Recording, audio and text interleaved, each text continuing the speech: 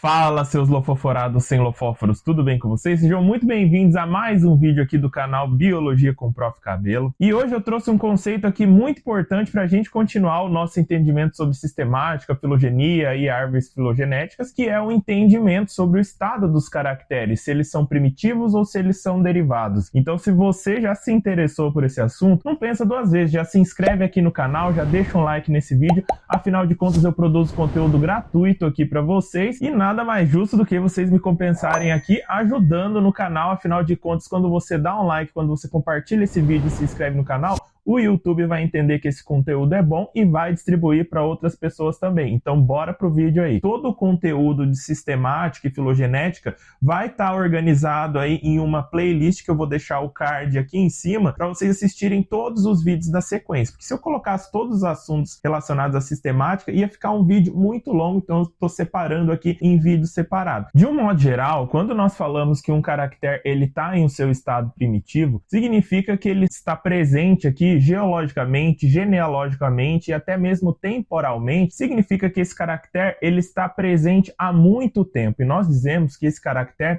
ele é um caractere ancestral. No entanto, quando esse caractere ele já sofreu várias modificações ao longo do tempo, ele já se encontra num estado de modificação mais avançado, nós costumamos dizer que esse caractere ele é um caractere derivado. Por exemplo, se nós considerarmos aí o filo dos cordados, se nós observarmos características como 3 ossos no ouvido, presença de pelos, presença de glândulas mamárias, nós podemos dizer que essas características elas são bem derivadas, são características bem avançadas dentro do filo dos cordados, e são características aí que denominam o grupo dos mamíferos. Porém, se nós pegarmos os mamíferos como ponto de referência, essas mesmas 3 características elas podem ser consideradas características ancestrais, porque elas estão presentes em todos os mamíferos. Desde que os mamíferos surgiram, eles possuem essas 3 características. Então, isso depende muito do ponto de vista que nós estamos considerando. Quer uma outra forma de visualizar isso aí? Se nós pegarmos ainda o grupo dos mamíferos e considerarmos a presença de polegares opositores,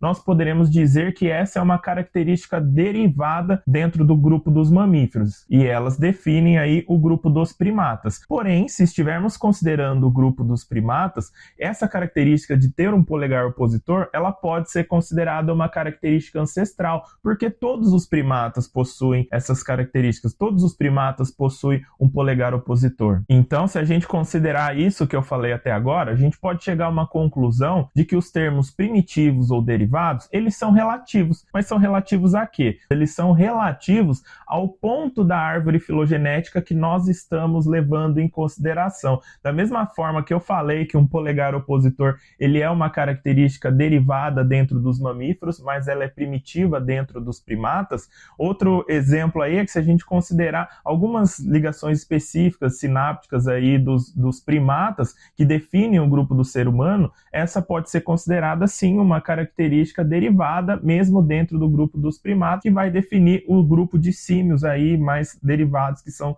os símios que compõem o gênero Homo. Vocês estão percebendo o quanto é importante nós sabermos se uma característica ela é derivada ou se ela é mais primitiva quando nós estamos construindo uma árvore filogenética? Afinal de contas, a gente só vai conseguir obter grupos monofiléticos verdadeiros se nós conseguirmos identificar entre os caracteres que estão sendo levados em conta na construção de filogenias. Nós só vamos conseguir obter árvores verdadeiras se nós entendermos corretamente se o caractere ele é primitivo ou se ele é mais derivado. Então, sendo assim, a melhor forma de nós acertarmos aí, definirmos os caracteres que serão utilizados em nossas filogenias, o primeiro passo é saber em qual ponto, qual nível taxonômico que esse caractere vai ser considerado. Portanto, quando nós sabemos em qual ponto específico de uma árvore filogenética esse caractere ele sofreu uma derivação, ou seja, ele atingiu um estágio mais avançado, nós dizemos que esse caractere ele é considerado um caractere apomórfico. E esse estado ele é chamado de apomorfia. Enquanto que o estágio desse caractere mais anterior, ou seja, o mais antigo, o menos derivado, ele é chamado de plesiomórfico, e esse estado, essa condição de caractere é chamada de plesiomorfia. Portanto, ao longo do processo evolutivo, o aparecimento de uma nova apomorfia, ela indica uma posição na árvore filogenética onde um determinado clado ou um grupo de espécies, ele sofreu derivação. Pode significar aí um processo de especiação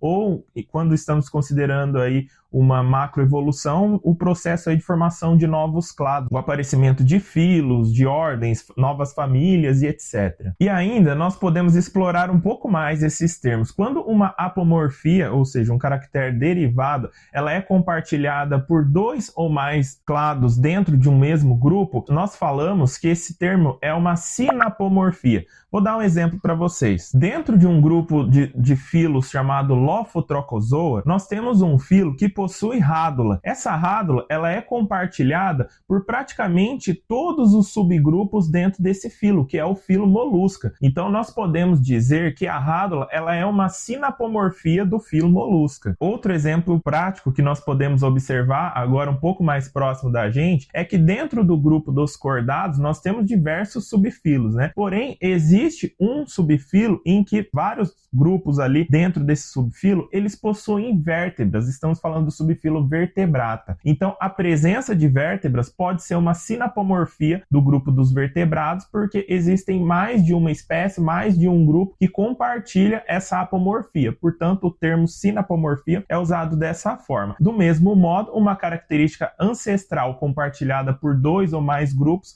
nós podemos chamar de simplesiomorfia. Espero que vocês tenham gostado e aprendido algo aqui. Um abraço para todo mundo e até o próximo vídeo.